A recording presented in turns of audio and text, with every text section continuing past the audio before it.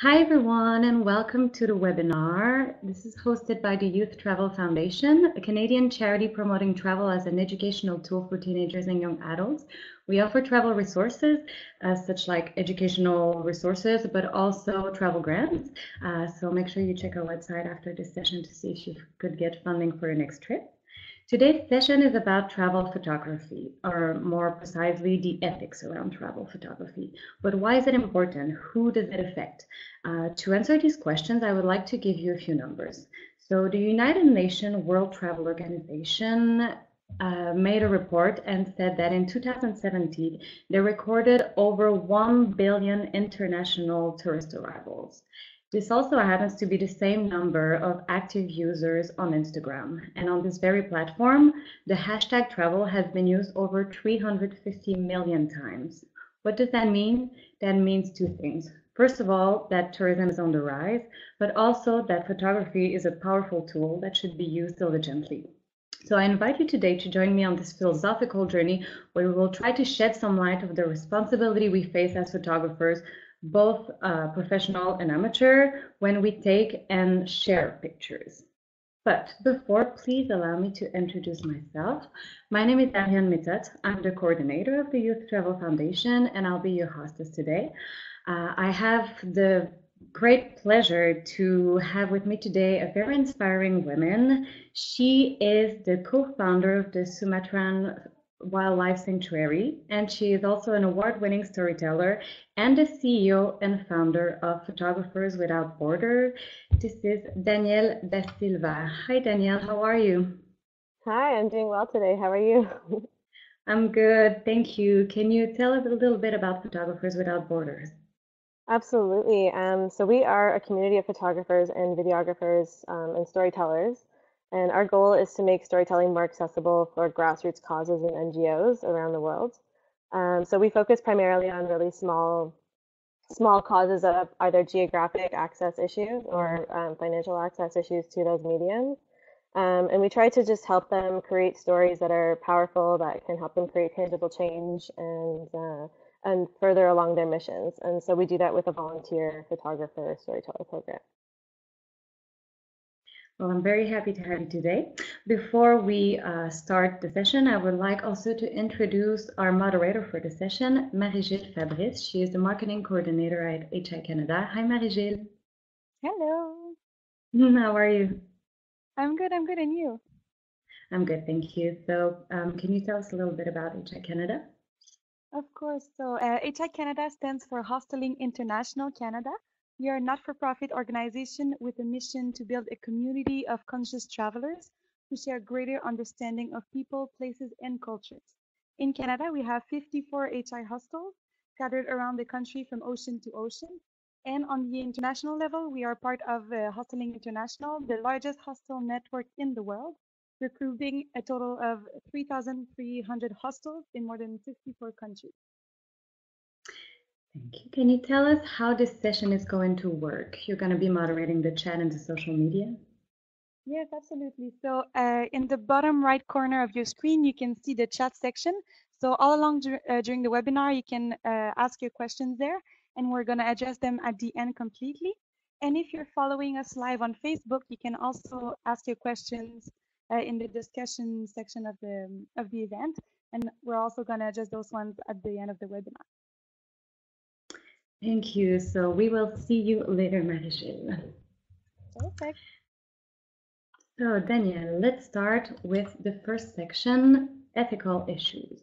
So my first question is about wildlife photography. It's very popular, but unfortunately, sometimes we hear cases where animals are kept in captivity in conditions that are not great, or safari tour operators will track down popular species to ensure their sight, or might even feed them with prey and food to take good footage.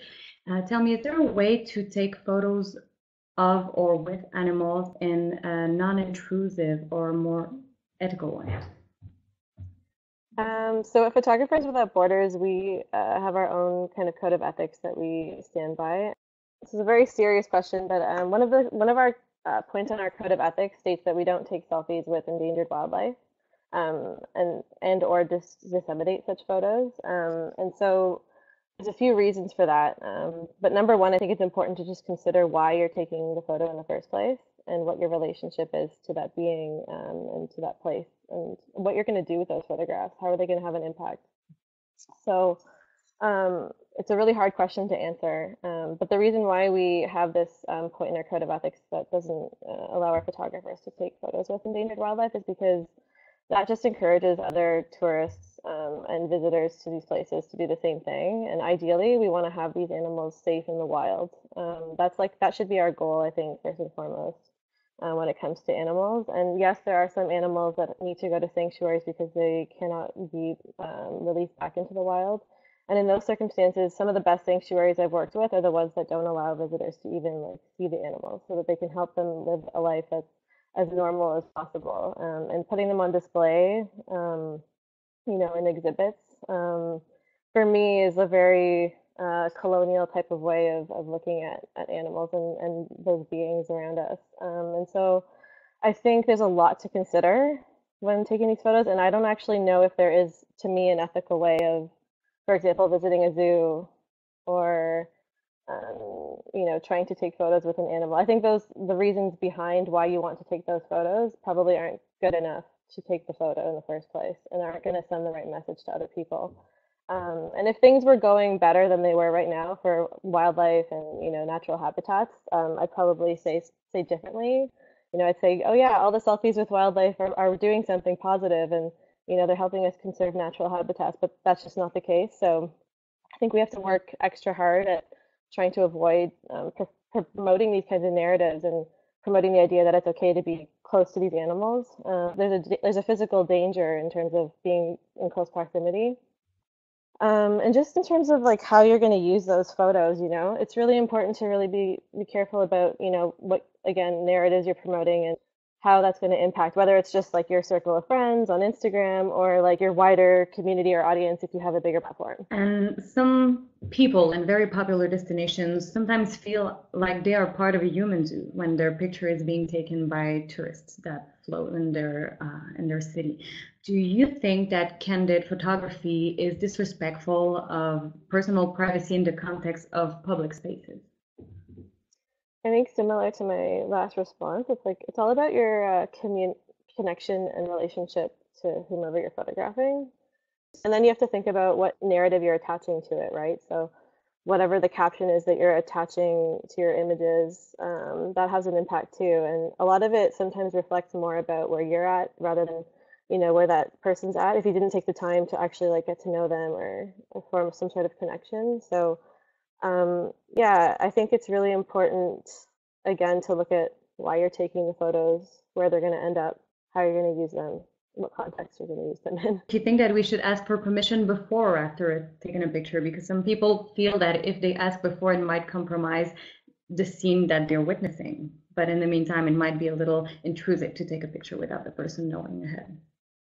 Yeah, it depends on the space, sometimes like for the environments that I'm working in, most of the time the community knows who we are and what we're doing. So like if I'm taking candid photos within that context, it's not as intrusive as if I'm just a visitor.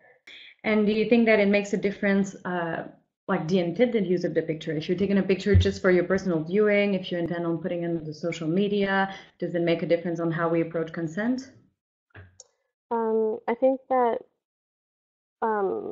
I think that consent is an ongoing process always, whether it's taking a picture or going on a date, and so you have to negotiate that with a person. And I've taken photos of people, candid photos prior to asking their consent, or maybe I've given them eye contact, and they know that I'm photographing and I'm smiling. I can feel their energy, and like I ask, like, can I take a photo? Like you don't even have to speak the same language. And if they say no, no, no, like then I'll just respect that. And then if they say sure, and then I take it. But sometimes I've taken a photo like that where like I can feel that it's not intrusive, and I'll take it. And sometimes I'll go up to the person after and I'll be like, do you like this? And if they don't like it or something, that's consent as well. Like I might have taken the photo already, it might be beautiful, but if they don't like it, sometimes I'll just delete it right in front of them. Yeah. And what about children? They're very often curious about cameras and they make good photos. Do you think that we need the parents' consent before taking pictures of kids?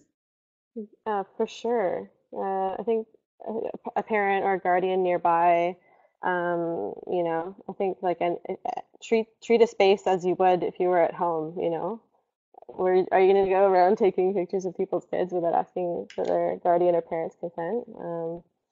Of course, I mean, if you're doing it for journalistic purposes, that's different, right? Because there might be integrity behind taking that photo for wider purposes. So that makes a difference. But for the purposes of travel photography, then I'd say, yeah, I think we should be asking consent.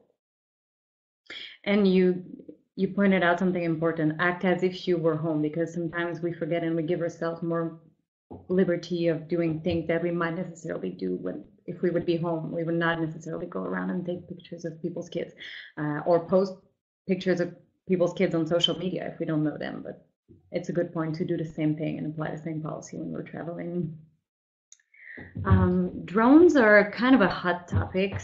Some people are really in favor of drones and think that they give unique footage and can be used to protect wildlife. Some people say that they're very intrusive and they completely negate people's privacy. Do you have a personal opinion about drones? I use drones in my filmmaking, but I'm very careful when and where I'm using them. Like, for example, for wildlife photography, I've seen how drones can affect wildlife and even domestic animals, and so I'm more careful now just how I use them. There has to be some sort of, you know, code of conduct when it comes to using drones, because I've seen, like, I was in India recently, the Ganges River, celebrating this beautiful ceremony called Aarti on the Ganges River, and all of a sudden this drone like pops up, and I'm just like, that was one moment where I was like, too much and not the right place and like just very disturbing. And there needs to be maybe they can get like silencers if they're going to do things like that, in areas like that, silent, propellers. But there needs to be some sort of code of conduct for sure. I don't think there really is one when it comes to certain places and spaces. But I think it can definitely go both ways. It can be positive and it can be a nuisance. I think it just depends on how you're going to use the footage, the photos. And how you are mindful of the people around you, because it happened to me before. I was witnessing a very beautiful sunset in Thailand and everybody was lined on the cliff, and then you see drones coming and just getting in front of everybody and totally ruining the sight, and the little buzzing kind of makes it seem like there's a fly or a bee buzzing around you. So this is also something to keep in mind. There are other people sometimes, and the sound of it, not only the privacy issue, but the sound of it can be kind of disturbing. Mm-hmm. For sure. Yeah. Before moving to the next section, I just wanted to give a little example of the ethical questions that we talked about. So this is a picture that I downloaded on Splash. It is a royalty-free platform. This photo was taken by Mark Cook, and this is the caption that goes with the picture. It was a beautiful morning in Portland, my last few hours in the city before heading to the airport. I was savoring the moment when this vibrant bus pulled up, and I was struck by the look of total indifference on this woman's face, a look I proudly share when traveling through my hometown. The bus pulled away, and I realized I never want to view the world around me as mundane just because it's familiar. This picture has been viewed over 1 million times and has been downloaded by over 2,000 users.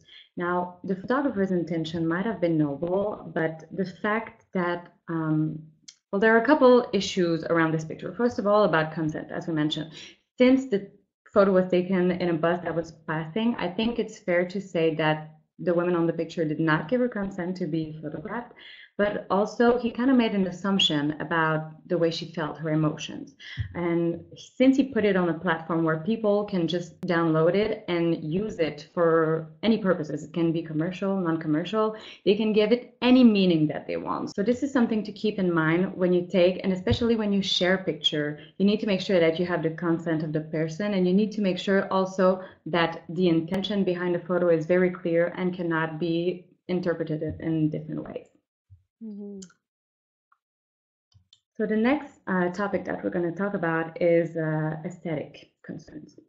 So when we are visiting countries that are challenged by things like poverty, war, human rights violation, do you think that it's ethical to take pictures that show things the way they are? Or should we try as photographers to take pictures that will advantage the subject and show beauty? I mean, that's a really hard question. It's a good question.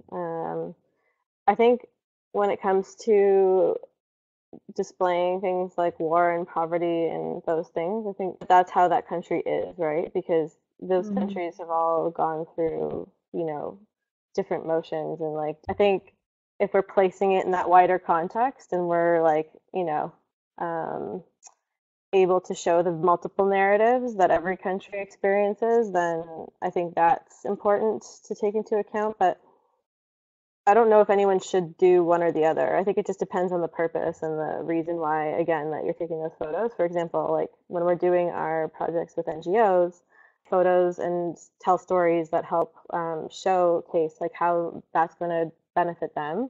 And so that has a specific purpose. You're photographing things like as they are because you have to show like, what the problem is in order to get to, where you want to go. And that makes any sense. But I think that's an interesting question because it almost, you almost have to like flip the question and ask something a little bit different. Because countries are all like, we're all involved in war in some way or another too. And we're just very distanced from it because we are not the ones on the ground and it's not happening on our land.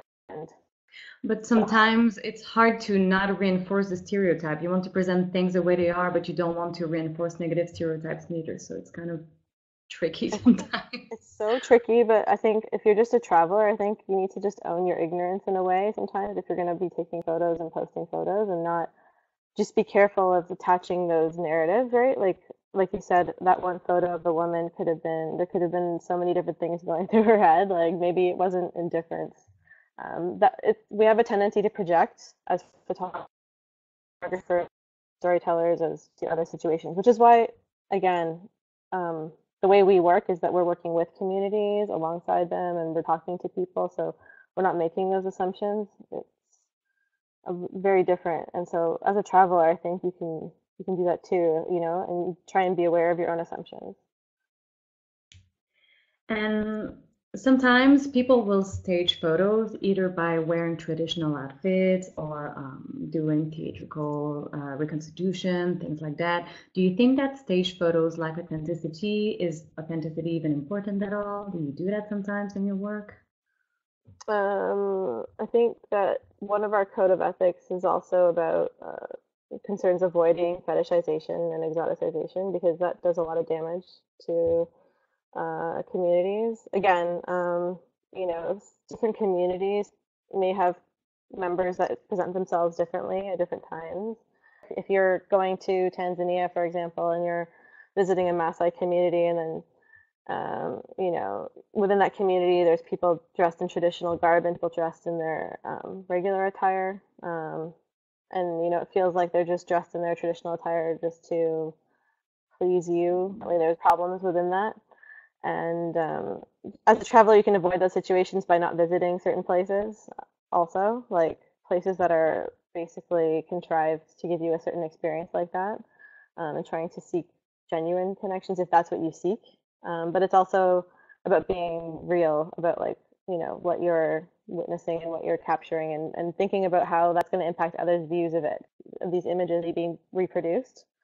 And it's dangerous as well to like women, for example, in certain communities to continually be exoticized and fetishized in those ways. So there's just so many questions to ask, and especially when photographing communities that aren't your own or that are indigenous. I think it's very important to be careful about why you're taking those photos and how you're using them.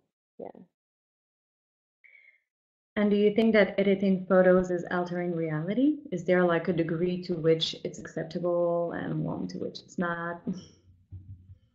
I think that editing photos is okay. There's like a certain limit to which, make sure that the integrity of the image of the message is not lost. For example, you know, editing like a little white spot out of an image won't do much to the integrity of the photo, but if it's a room full of men and there's a few women and you crop the photo so it's just all men, a different story, then that would probably be a situation where I'd say you're not retaining the integrity.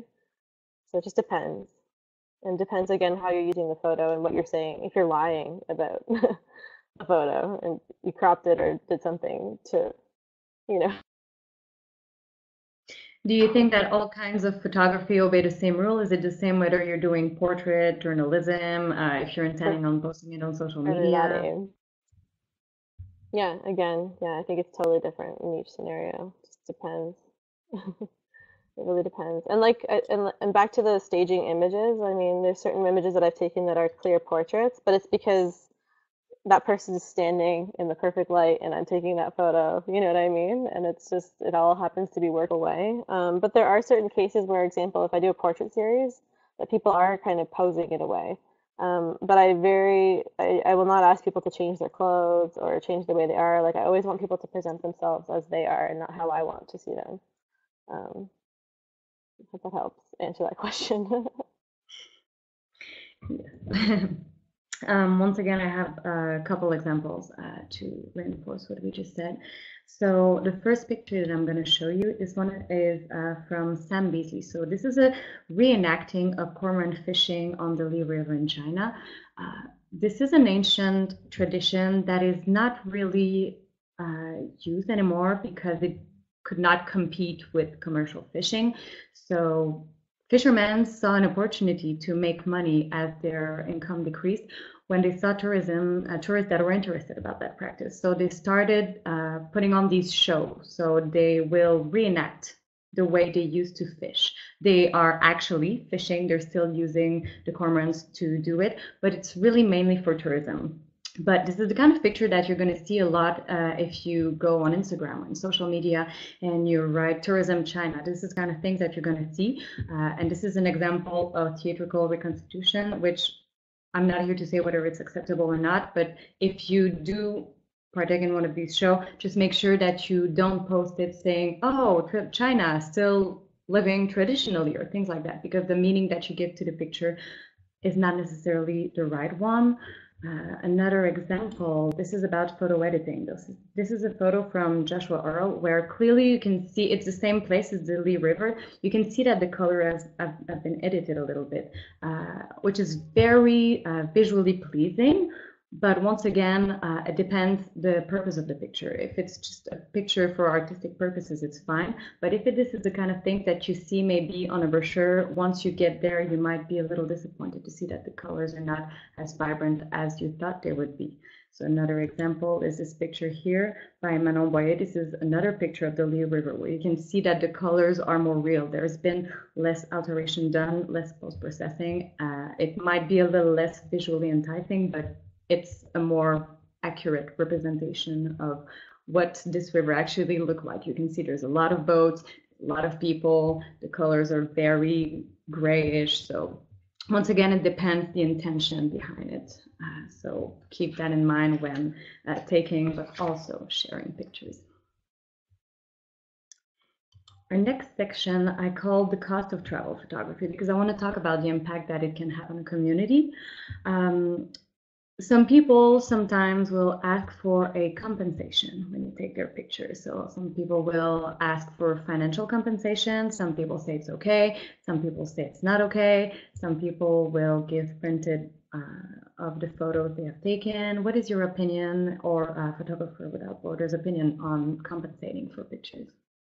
Our general rule is no, but there are certain cases, for example, if someone's helping you, I don't know, to get to a certain location or to take a certain photograph, and they're taking half their day, which could have been used to make money. Like, if we're taking away from their livelihood in any way and they're assisting us with something, like that's when we'll compensate.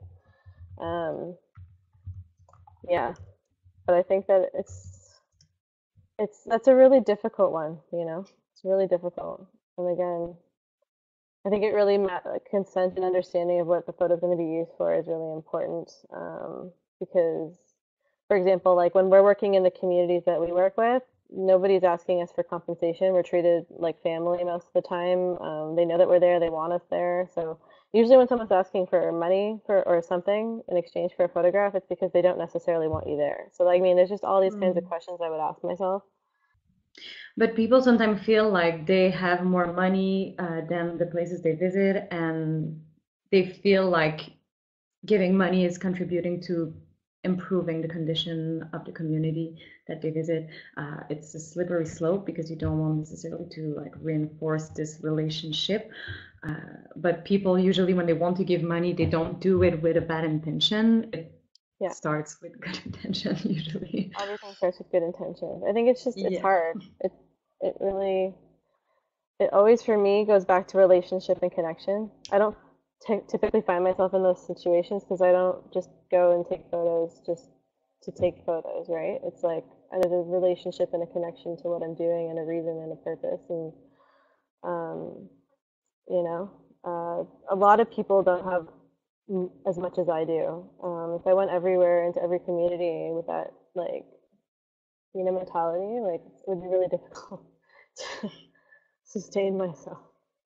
And sometimes it's hard because you want to take photos that, for example, we had a situation in India. We were at the Pushkar Camel Fair, and there's a little girl tightrope walking, and her cast is that's what they do, like as part of their how they earn a living. And so you take photos and you want to give them money because this is their way of living. But then are you again like exacerbating the dependency way of being and things like that? But in that culture that's a very difficult scenario because in that culture, like that's really just because of the way the system is. Just going to take photo, like the actual purpose really matters, the purpose and intent, going into a community, taking photographs. And if you feel like you have to give money back, I think that there may be something problematic about what you're doing in the first place. That's just how I would feel if people were asking me for money for photographs.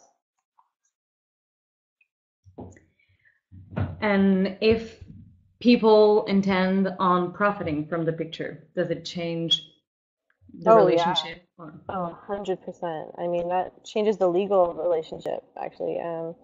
You need to have like a consent, like explicit consent if you're going to be selling or profiting off of people's images, off of people's portraits, the likeness of their image. So that's just something for I think everyone just to be careful about, and to be aware of your privilege. Just because you could do it and get away with it, because these people don't have legal power, it doesn't mean like morally, like that shouldn't be respected. And the fact that you would win a court case doesn't mean it's right either. So it's really important to think about. So many good questions. There has been cases of governments and agencies, sorry, doing maybe unethical things like restraining the growth of certain very touristic bucolic villages to keep an aspect of it being untouched, or encouraging, if not forcing, certain ethnic minorities, to dress up and pose for tourists. Which encourages the folklorization of their culture.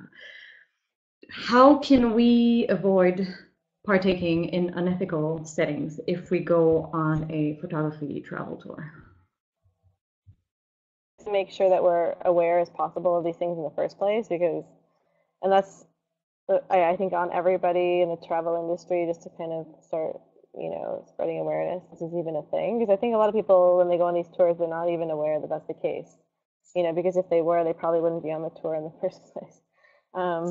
So I think that when you do become aware and you do take photographs of these types of things or these types of incidences, like you said before, the way that you contextualize it when you're posting it or sharing it is really important. So making sure that you're discussing that problem in of itself, the problem of folklorization of these communities, and I'm doing projects on the side as well that deal with me going into spaces that I don't feel comfortable in, but because I know what the use of the images is going to be after, to show that, you know, zoos are not the most amazing place for animals to be living in, for these beings to be living in. So that, you know, that's been me being in that kind of like a space where, you know, showing those images without that context, without the context of change and trying to bring about some sort of change, it doesn't really make sense. So people need to be aware, and then just be aware of their responsibility in posting and sharing. And that's the challenge. Yes, and also sometimes people travel because they want to see things that will challenge them and that will confront their beliefs, or they want to see something that they consider exotic, so they go looking for these things, for these contexts that will, like, they go to slums, or they want to see in places where women are mistreated or where people are dressed very differently. So it's hard because this is the things that they want to see, but you don't want to reinforce negatively or have an impact on the local community. Yeah, I think, yeah, slum tours, slum visits, I think that's really problematic as well. The exploiting of people who are already super poor, it's very problematic. Do you feel, does it make you uncomfortable to display expensive equipment when you visit places that have lower standards of living, let's say? So I was working on a project in Kenya last year, and it involved going into slums in Nairobi. And I did actually, I think that was the first time I felt very uncomfortable having my equipment with me. And I didn't show it. I kept it in my bag the entire time until I was like in someone's home, or, you know, in a space where it felt like I could bring it out. And so, but normally I feel like I always realize that I'm privileged just being able to travel, one, and then two, having a camera, like especially the cameras that I'm working with. I'm usually very comfortable. Most people have seen cameras before. Most people have cell phones, you know, like you can be in a little village in the middle of nowhere and they can have an iPhone. Like it's not that difficult to see that these days. And so I think people are pretty used to it, and especially like kids love cameras, you know, like they're always, you know, trying to have their picture taken and things like that. But yeah, I hope that answers that question somewhat. Yeah. And do you sometimes feel that taking pictures keep you from being fully present in the moment that you're living? So for me, I can see how it would create some sort of disconnect for some folks. For me, I feel like it's a tool to help me get closer to people and to connect to people. I think that my photo, in terms of like, you know, an interaction I've had with that person, a conversation that we've had, um, you know, where they've shared something with me and I've shared something with them. Like for me, it's again, when I talk about relationships, I'm talking about not just taking, because with taking photographs, you're taking, right? But it's about giving back as well. So, you know, giving back in terms of, well, some people really want to have their stories told, right? So you're giving back in that way, or you can be giving back, you know, they've never had a family portrait before and they can take their family portrait. Or, you know, especially in the case of working with NGOs, like this, taking your portrait and sharing your story will have direct impact by, you know, raising funds for this project. So that's, for me, how the camera connects me with people. But I can definitely see that it could, if people are not looking away from the viewfinder and just snapping photos everywhere they go without like relating to things in the space, then that definitely would cause a disconnect and maybe make others feel a little uncomfortable. Okay. Before moving to the last section, I had, once again, another example of how photography can have a negative impact on a local community. So I wanted to give the example of the Buckle Seeds Farm, which is not really far. When we talk about travel photography, you don't have to travel far. Buckle Seeds Farm is actually in Ontario. This is a photo by Lauren Richmond, by the way. So this sunflower farm is a 70-acre farm that sells bird feed, and they were always open to visitors who could come and enjoy the farm. But last summer, in July 2018, they became kind of victim of their popularity when sunflower selfies became viral online, and suddenly there were masses of people rushing to the farm to take pictures. And there's a particular weekend where over 7,000 cars congested the tiny little road of this really small rural town and completely disrupted the whole town. So they had to actually shut down the access to public and become more private. However, that did not stop people. Several weeks after the incident, people kept going and were trespassing to go in the farm without the authorization and take pictures with the flowers. So this is an example of how the combination of tourism, photography, and social media can really negatively impact a local community when people put their personal desire before the common good and don't ask themselves the right questions before taking a picture. Why are you taking a picture? Are you being mindful of the place you're visiting? So once again, this is really not far from here. We're in Canada, but still it can have a negative impact. Mm-hmm. Wow, that was such a crazy scenario. But a really good example. The last section I call the art of storytelling. I wanted to have your opinion because I know that photography is a powerful tool. So I wanted you to tell us how you guys use storytelling in your work with Photographers Without Borders. Right. So, I mean, it's essential. It's central to everything that we do. So every organization that we work with, we assign a photographer, videographer to that organization, and they are responsible. So we set it up so that they're able to form a relationship prior to going, and then when they're on their assignments, their job is to form a relationship with the organization and like the point people there, the beneficiaries. So whoever like if the project's helping women, like getting to know some of the women, or if it's working with wildlife and getting to know the people that are behind the project and who are working to like rescue the orangutans. I see the picture of the orangutans. I'm thinking about OIC in Sumatran Wildlife Sanctuary. And so that's first and foremost, the most important part is forming that relationship, asking the right questions about what their goals are, and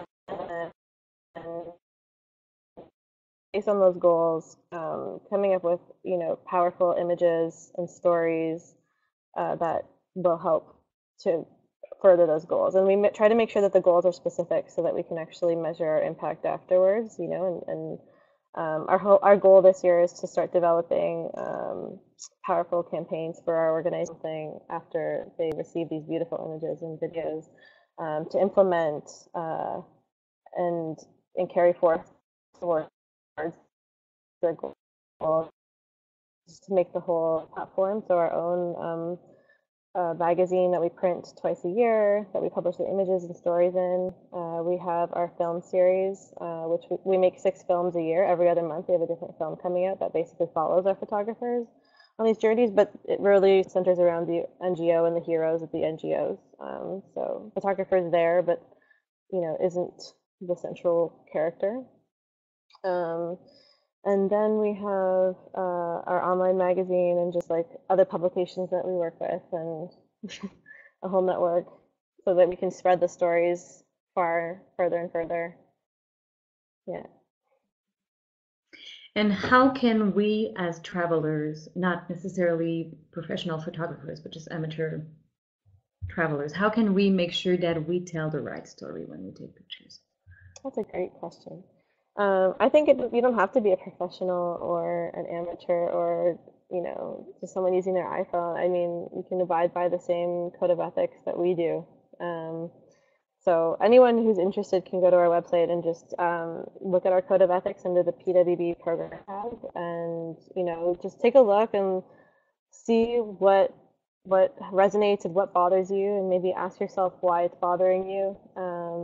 And you might have difficult conversations with yourself. Like, I have a photograph of me with a howler monkey from years ago that I recently, like, I looked back and I was like, oh my goodness, like, and I deleted it. And you just take ownership of the mistakes you've made in the past, and you move forward, in a good way. And it happens. Like, all of us are going to make mistakes, but I think that it's just a matter of doing our best with what we know. And once we develop that awareness, carrying it forward in a good way that's reflected in our actions, that's probably the best we can do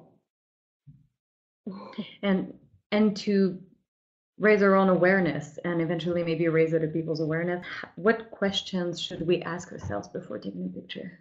There's so many. Like, is this harming someone indirectly, or directly, physically, mentally, or emotionally? How am I going to use this photo? Why am I taking this photo? How am I connected to this space? Like, what's my relationship to the people or the beings around me? And, how can I benefit them best? Um, and yeah, how will this image be used? Um, am I fetishizing? Am I exoticizing? Like, why am I attracted to exotic things? Like, that word exotic is something that we all kind of need to like question. Um, you know, am I appropriating? Like, am I taking and utilizing for my own benefit something that's not mine to take? Um, there's so many questions, so many questions. Our code of ethics really is a good resource. It's just you can ask all those questions to yourself, you know. Yes, and ask yourself how you would feel if you were the person that you're about to photograph. Like, would you like being that picture? Do you feel dignified? Would you feel dignified? Would you feel like it's a good representation? So be mindful and go read the Code of Ethics. The link is going to be in the last slide of the session. Okay. Okay, Marie-Gil, you're back. So tell me, did we have any questions or relevant comments from the audience? Yes, so in the chat, we've received two questions. So the first one would be, how long do you spend with the community before you bring out your camera? So given that some stays or projects are short term, how long on average before the people that you want to photograph begin to feel comfortable with you? That depends on each photographer. For me, myself, it can be anything from like a few minutes to a few hours to a couple days. It just like really depends on the scenario and the situation. Again, I'll use the example in Kenya, working with survivors of human trafficking. Always had to shoot that same day, and we really were careful with who we sent on that project as well. Like there's just certain things about that you have to kind of have self-awareness about already, like before going into a situation like that. So, um, yeah, keeping in mind all those things, depending on the person um, and their experience, it can take anywhere from like a few minutes to a few days, I'd say. So, yeah, some of the projects are short term, and that's a really good question. And the more sensitive the subject matter might be, the more time we'll spend in advance of even going, developing those relationships and making sure we have all the consents and understandings put in place. Okay, thank you. And the second question we received is, Danielle, what would you say to an aspiring documentary photographer trying to find the words to match the photographs they've taken? Do you journal? Does reading help? That's a really good question. Thanks, Mario. Because there is a difference between telling a story, a powerful story, and then like with another way of telling a story to create change, right? Me personally, while I'm working, I'm always journaling and asking questions. That's important. So the most powerful from the people themselves, right? But yeah, I think journaling as you go and asking as many questions as possible, and of course, reading always helps. Reading helps you, especially if when you're a writer or you're trying to get better at writing, whether it's captions or stories. Seeing other people's work as a photographer or as a writer is really important, to see what you like and what you don't like, and what you see as problematic, what you don't see as problematic, and just in terms of style,. How you want to write. So definitely reading and journaling are both key. Yeah. We also have a few other questions. So, in some countries, selfies are being banned from famous landmarks and attractions. Why is the selfie trend so disruptive, and how does it differ from the older tradition of self-portrait? So I don't know if it differs from the tradition, but I think when someone's taking a self-portrait like with a camera and they have to use a timer, they're just being more slow and deliberate about what they're doing. Um, and you wouldn't necessarily want to take like a self. Imagine like 100 people doing self-portraits on like a tripod. That'd be so funny. But that's basically what's happening, right? It's just a shorter way of doing it. I really like that rule. I think it's nice, but it's really hard to enforce. I've seen it. And you have to have signage everywhere and just people reminding people everywhere. But it creates a really nice environment. Doesn't lots of ways, especially when it comes to wildlife again. It's a really, really good example. Like, I don't know if you remember the story of the dolphin that died because so many people wanted to take a selfie with it. And again, just like encouraging people to get that close to wildlife that they can take a selfie with it is probably not something we want to encourage. Imagine like this growing population that is the whole world, and the number of people you said that are traveling and using like a sunflower farm, like, and we're already, doing such a poor job of keeping our trash and our recycling, in its place, and not polluting their environments, that now to take selfies with them, and it's just like very exploitative. So I think taking selfies, especially with those sticks, is just to show your friends. So it's very like extrinsic, that energy. It's not connected to the moment or to the place around you. So I can understand when a certain place is trying to facilitate a certain type of energy, that the selfie can be disruptive that way, because it's not about peace or spirituality or like selflessness. It's a selfie. Like, it's very selfish. Thank you. And we have one last question for today. So we sometimes hear about terms like dark tourism and poverty porn. The line between tourism and voyeurism is dangerously fine. So as travelers, how do you recommend we navigate it? Again, and I think it's really about helping people develop that awareness around why they're doing things. Like, I really, like I said before, find slum tours and things like that problematic. I find zoos problematic. Now you're talking about a zoo of people. And there's no way to get every person in a slum to consent to these types of things, right? And just by the means of, anyone who's performing a slum tour is benefiting off of it, right? And they're making money in some way, even if it's an NGO. And so they're relying on poverty essentially to operate. And that's not a good basis to be running any sort of operation out of. And by taking photos of that, and some of them don't allow you to take photos, but it's like, why do you just want to go walk through a slum just to experience that? Like, that's not experiencing anything really real, Thank you. In the meantime, we've received another question, so maybe another one. So in learning documentary video production, do you have any mentors or online resources you recommend?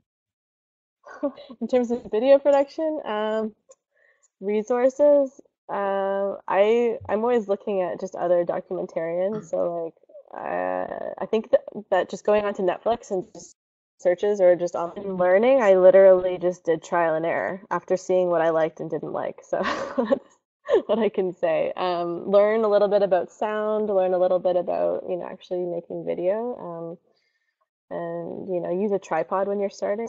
But other than that, like, see what you like and then just go for it. Just try, just see what you can do. So thank you everyone for your questions. Thank you for being here today. Thank you for watching. Do not hesitate to contact us if you have further questions. You can still ask them in the event or send us an email. You can see our website on this slide. Danielle, thank you so much for being here and sharing your knowledge and expertise with us. It's been really fun. Thank you so much. I'm glad that you're asking these questions. Okay. It's great. Yeah.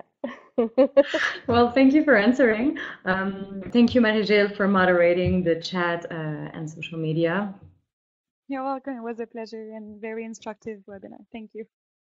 Yes, and I invite you all to go read the Code of Ethics on Photographers Without Borders website and ask these questions that we've talked about before taking pictures. And also do not hesitate to share your thoughts with your family and friends so that we can all together raise more awareness about how we can be more respectful as travelers, as photographers, and as guests, because really when we're traveling, we have to remind ourselves that we are guests. So let's try to be good guests. So thanks everyone and have a good day. Thank you. Have a good day.